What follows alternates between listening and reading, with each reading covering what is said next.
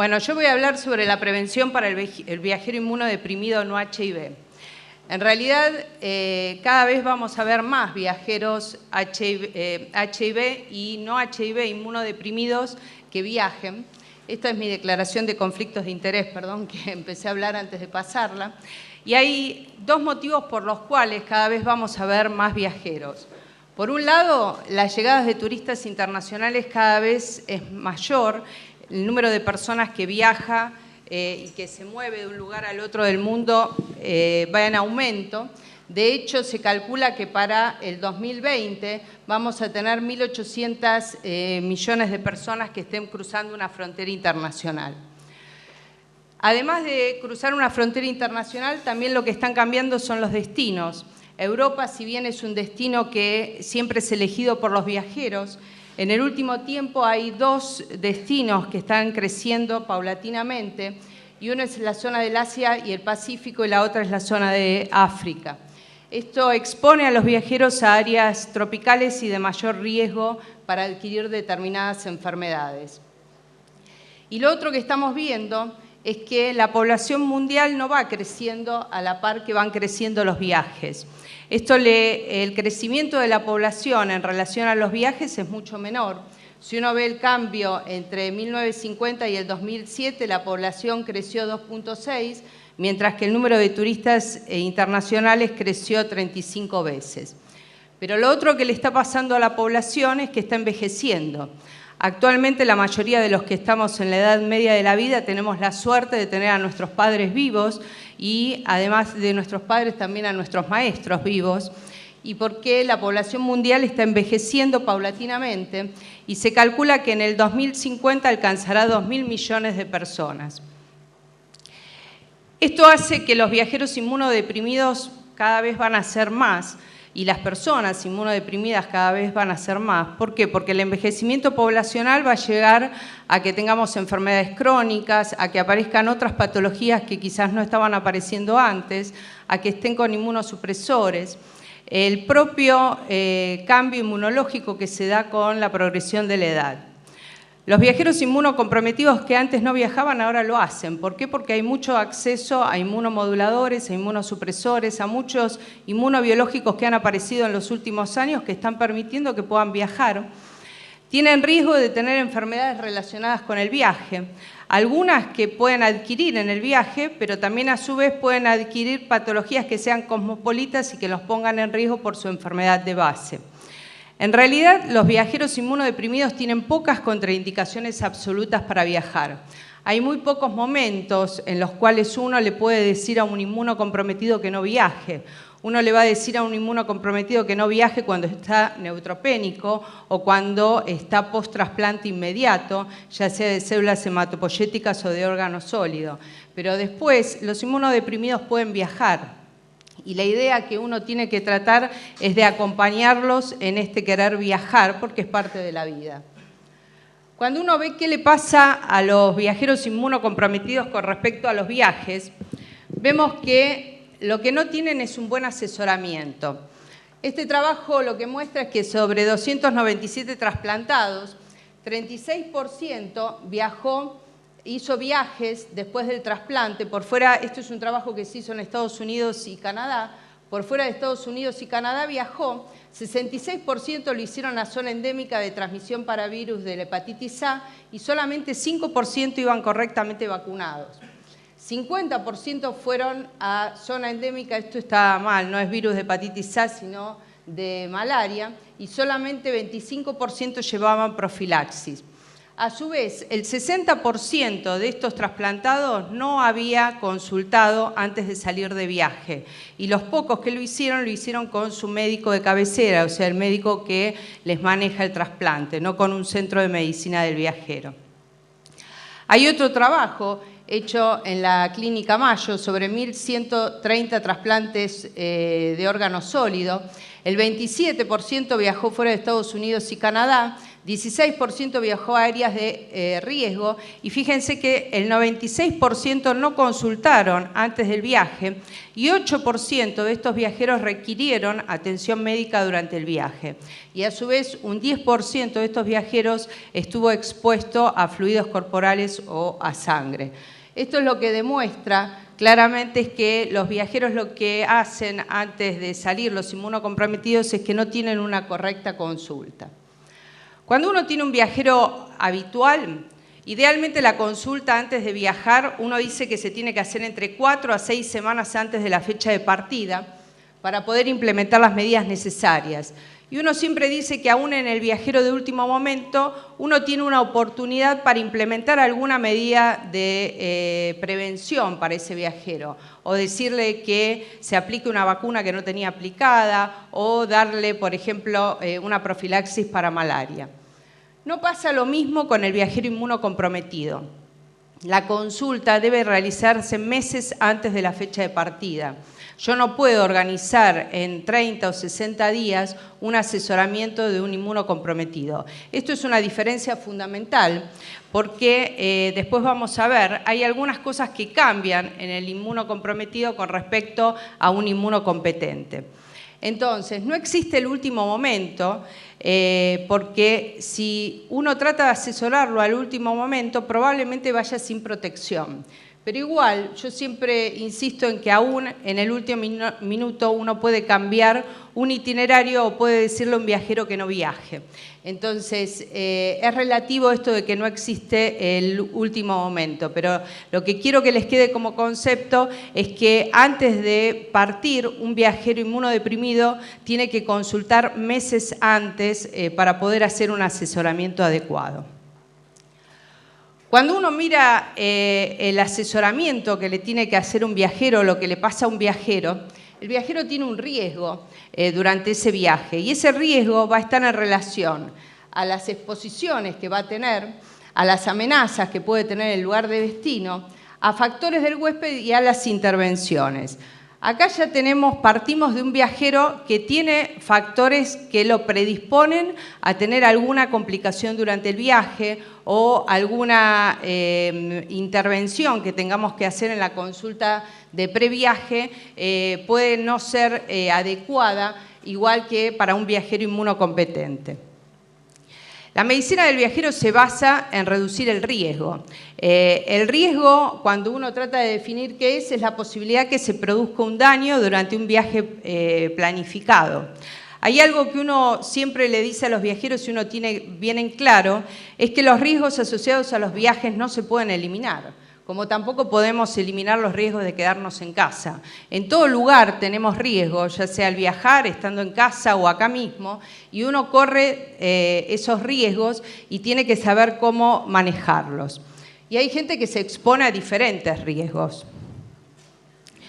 ¿Qué cosas tenemos que hacer con el viajero inmunocomprometido? Primeramente, ser muy claros y francos en cuanto a los posibles riesgos del viaje. Tenemos que tener en claro que hay diferentes medidas de prevención que son diferentes a las vacunas y que son muy importantes. Y algo que uno usa cotidiano, y yo por eso lo puse acá, es que el uso de corticoides es muy habitual en muchísimas patologías. Y cuando uno tiene un viajero que simplemente toma corticoides, eso es un viajero inmunocomprometido. Y fíjense que las infecciones por microorganismos atípicos oportunistas son 40 veces más frecuentes en las personas que reciben corticoides que aquellas que no lo toman. Una cosa importante es que cuando uno habla de inmunocomprometidos es totalmente diferente hablar de ellos, porque no son todos iguales. No es lo mismo una persona que tiene un tumor de una neoplasia, no es lo mismo una persona que tiene una leucemia, un linfoma, un trasplantado de células hematopoyéticas, un trasplantado de órgano sólido, un asplénico.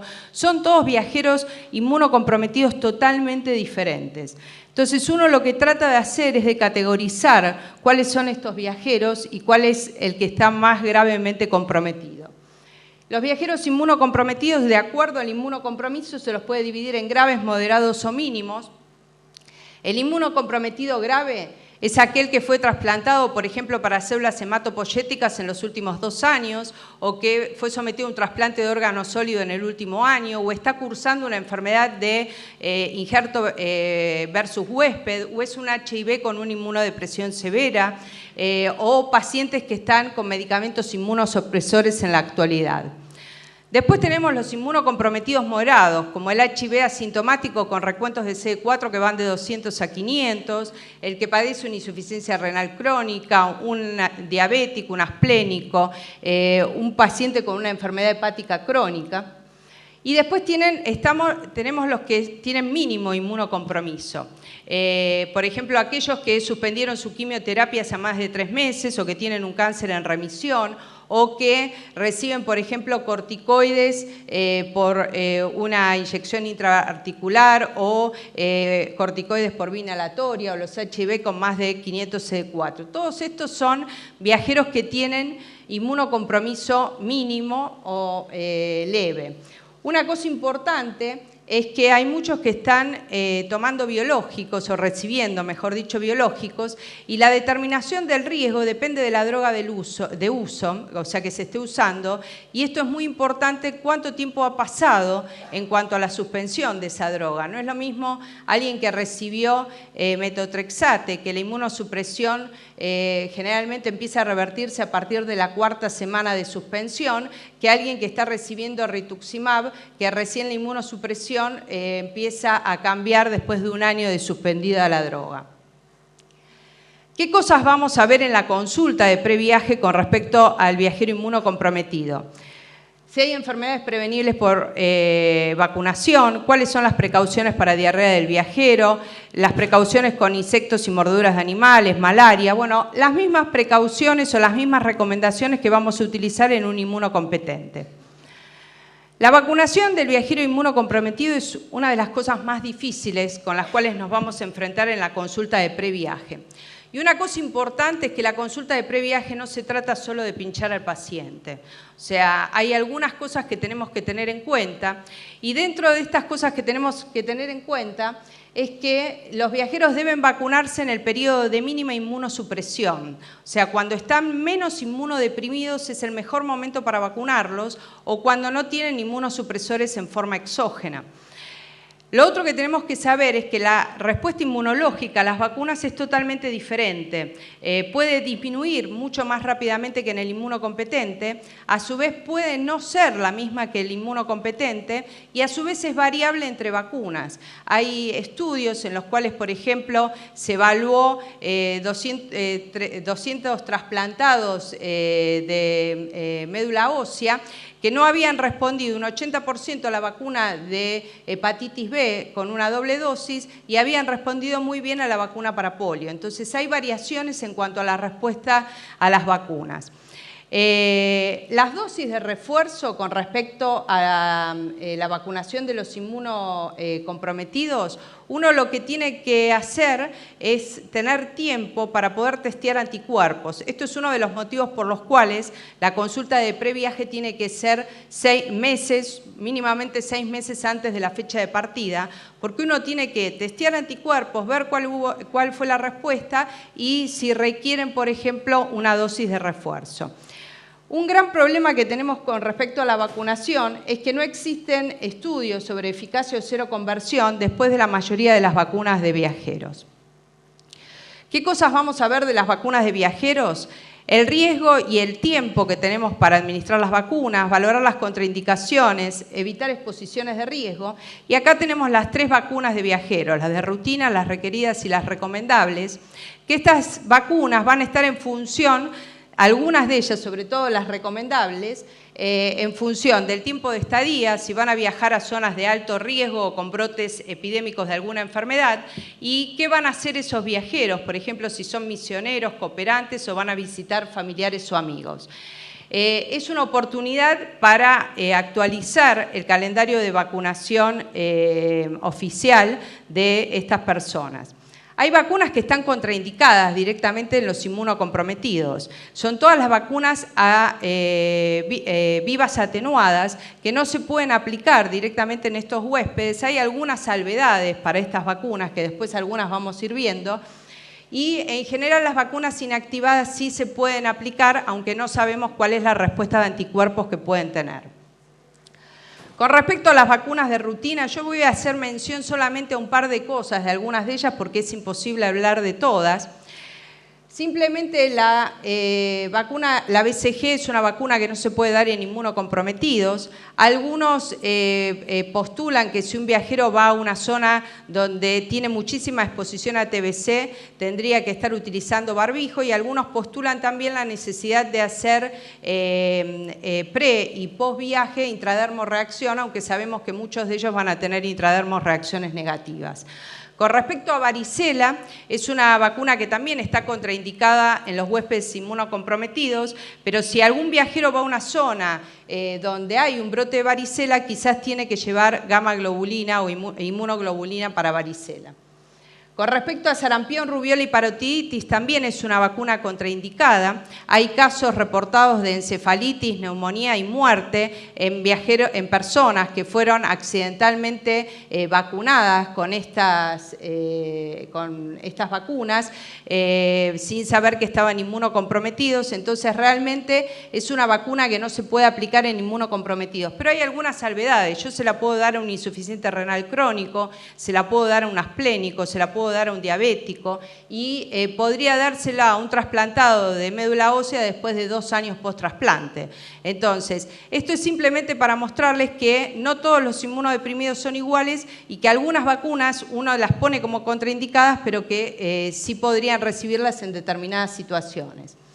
Con el tema de gripe es una vacuna que realmente los inmunocomprometidos reciben anualmente, excepto que recientemente hayan sido trasplantados o estén justo en el medio de una enfermedad de injerto contra huésped, pero la gripe es la enfermedad inmunoprevenible más frecuente en los viajeros. Y como los títulos para gripe decaen, muchos lo que sugieren es que si estamos muy cerca del año de aplicada la vacuna y va a ser un viaje, por ejemplo, a zona de trópico, donde la gripe circula en forma continua durante todo el año, tienen que ser vacunados.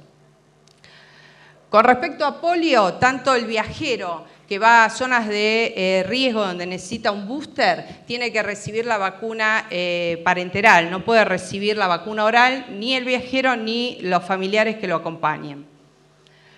Con respecto a vacunas recomendadas, solamente les voy a hablar de hepatitis A, que es la segunda inmunoprevenible más frecuente en los viajeros. Esta es una enfermedad que puede ser grave en los inmunocomprometidos porque tienen menor respuesta a la vacuna y menor duración de los anticuerpos. Fíjense este trabajo sobre 39 trasplantados hepáticos y 39 renales. Con la primera dosis, el 41% de los hepáticos respondió y el 24% de los renales respondió, mientras que los controles lo hicieron en el 90% de los casos. Y cuando se le dio la segunda dosis, los hepáticos respondieron en un 97%, pero los renales en un 32% versus el 100% que responden los inmunocompetentes. Otra vacuna que siempre es un problema para los viajeros es la vacuna contra la fiebre amarilla. Esta es una vacuna a virus vivos atenuada que tiene efectos adversos graves. Y las 3 preguntas que me tengo que hacer yo es si está exigida por Reglamento Sanitario Internacional, que en ese caso el viajero se va a llevar un waiver, una carta de exención porque tiene una contraindicación formal, si es recomendada por el riesgo durante el viaje y si es segura para el individuo. Bueno, estas son las áreas de transmisión de fiebre amarilla. Y lo que tenemos que saber es que el riesgo para fiebre amarilla es diferente en África que en América. El riesgo estimado es de 1 en 1000 para África de enfermedad y 1 en 5000 de muerte, y fíjense que para América es totalmente diferente.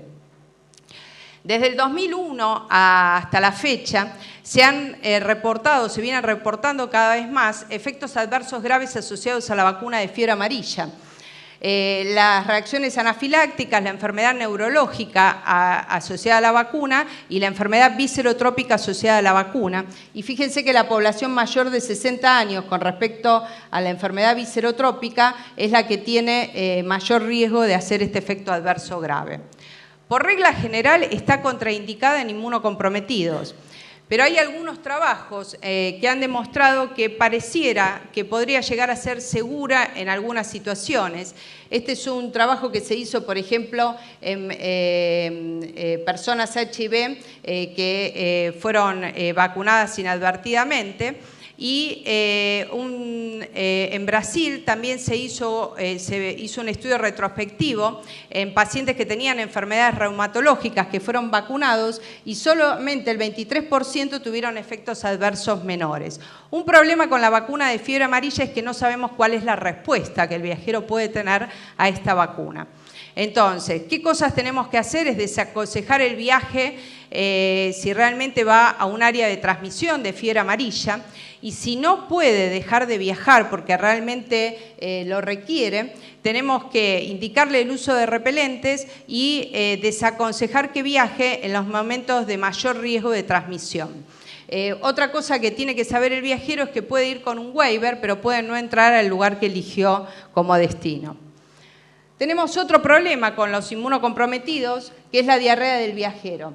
La diarrea del viajero afecta del 10 al 60% de los viajeros a áreas tropicales y los inmunocomprometidos tienen mucho riesgo de infecciones por los gérmenes que están, no anda el puntero, por los gérmenes que están nominados ahí. Entonces, uno lo que trata de indicarle es que tenga todos los cuidados de hervir, cocinar, pelar u olvidar lo que va a comer si no está en buenas condiciones y que obviamente no coma en las condiciones que vemos ahí abajo.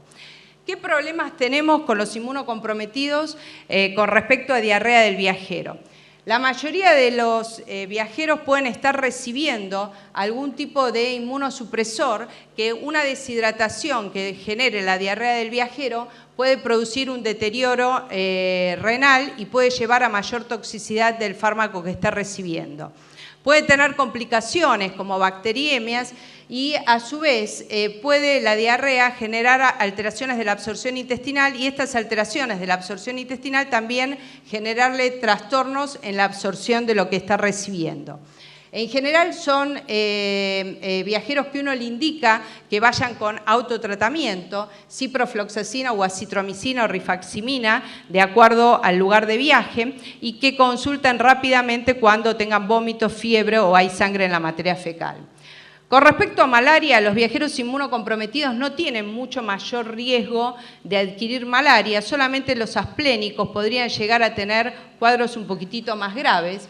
Y las precauciones son las mismas que en el inmunocompetente, el uso de repelentes, el uso de mosquiteros, que se proteja de alguna forma antes de viajar, pero que se proteja con lo que tenga a mano.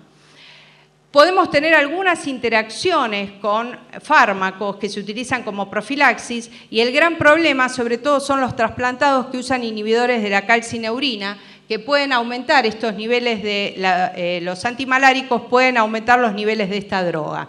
Y en muchos casos también algunas de las profilaxis que pueden estar recibiendo los inmunocomprometidos, como la trimetroprima sulfametoxazida para la profilaxis de la neumocistosis. Entonces, estas interacciones debemos conocerlas, hay que iniciar la profilaxis antes del viaje y determinar los niveles séricos y hay que comunicarse con el médico de cabecera de estos viajeros para poder decirle que quizás algunas de las intervenciones que hagamos le puedan modificar los niveles sanguíneos de las drogas. Otros riesgos, rabia. Entonces, acá fundamentalmente no acercarse a los animales y ante una mordedura como concepto general, el viajero tiene que recibir profilaxis post-exposición para rabia. Esto también pasaría acá en cualquier contexto. Una cosa importante es que la preexposición para rabia no desestima la posibilidad de que ante una mordedura ese viajero tenga que recibir la gamma globulina antirrábica. Y lo otro que tenemos que tener cuidado es con los asplénicos que tienen mucho más riesgo de tener infecciones graves por la flora de gram negativos de los animales y por eso tienen que ir con profilaxis y darles el alerta de consulta médica inmediata. Otros riesgos, evitar andar descalzo. Acá está Silvia, no nos vamos a olvidar del estrongiloides. Otros riesgos que pueden tener los viajeros son aquellos que se meten en cavernas o en cuevas y fundamentalmente tienen riesgo de adquirir, por ejemplo, micosis profundas como la histoplasmosis o lo que está descrito hace muy poquito en un case report de Penicillium marnefei en el sudeste asiático, en un viajero que solamente era un trasplantado renal, que había ido 10 días de viaje a Vietnam después del trasplante y que se vino con una micosis profunda. Otros riesgos es todo lo que es el cuidado con los piercing, el sexo seguro y la exposición solar, porque los viajeros que reciben corticoides, por ejemplo, tienen mucha más delicada su piel y pueden tener mucho más riesgo de tener cuadros cutáneos graves, lo mismo que los trasplantados de médula, que cuando tienen exposiciones repetidas tienen mucha más incidencia del cáncer de piel. Otros riesgos que tiene el viajero inmunocomprometido, y que esto es un problema que a futuro ya lo tenemos, que es todo lo que sea el turismo de trasplante. Lamentablemente esto existe, la gente viaja para donar un órgano o viene un órgano para recibirlo, y esto generalmente es un comercio que, además del problema ético legal, también tiene problema en cuanto a las posibilidades de adquirir determinadas infecciones, porque generalmente no está el donante ni el receptor adecuadamente evaluado. Y lo otro es, ¿dónde va a ser la atención médica el viajero? Si en la clínica del doctor Cureta, en un lugar como este, que a veces es muy precario, y es fundamental que los viajeros inmunocomprometidos lleven seguros de viaje. Es fundamental, ¿por qué? Porque pueden tener cualquier complicación relacionada con su inmunocompromiso que requiera la atención médica, pueden tener gastos de repatriación, tienen que tener cobertura de medicamentos, y lo otro que tienen que tener muy claramente identificadas son las instituciones médicas confiables en el destino donde viajan. Como conclusiones finales, la consulta de previaje hay que hacerla con más tiempo antes de partir. El riesgo es individual y distinto en cada inmunocomprometido. Deben ser evaluados por servicio de medicina del viajero. Tenemos que interactuar con todos los servicios que atienden inmunocomprometidos. Hay que discutir los riesgos y ofrecer alternativas. Recordar que las vacunas vivas están contraindicadas. Valorar la asistencia médica en el lugar de viaje y ver si el viaje es necesario y prudente. Esto hay que discutirlo con el viajero, pero la idea es que uno tiene que acompañar esa decisión de viajar y no boicotearle el viaje, porque, como les dije anteriormente, es parte de la vida.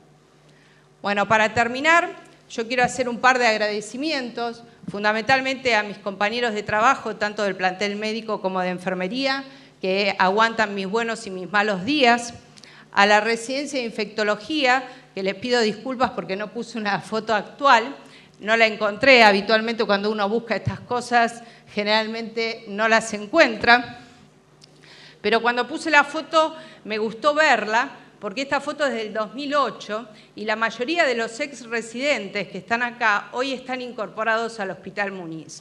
Entonces, esta es una apuesta, ojalá que sean cada vez más los que se quedan trabajando con nosotros, y les doy las gracias porque ellos son el motor que cada día hacen que uno trate de ser un poco mejor, porque vienen con preguntas, con desafíos y nos empujan realmente a estudiar cada día. Por último, quiero hacerle un agradecimiento a las dos personas que me trajeron hasta acá, a dos maestros, a Olindo y a Tomás, que son los que me acompañaron hasta acá y los que me enseñaron muchas de las cosas que hoy puedo transmitir. Y por último, agradecer a mi familia y sobre todo a mi hija, que es la que me soporta como madre. Bueno, muchas gracias.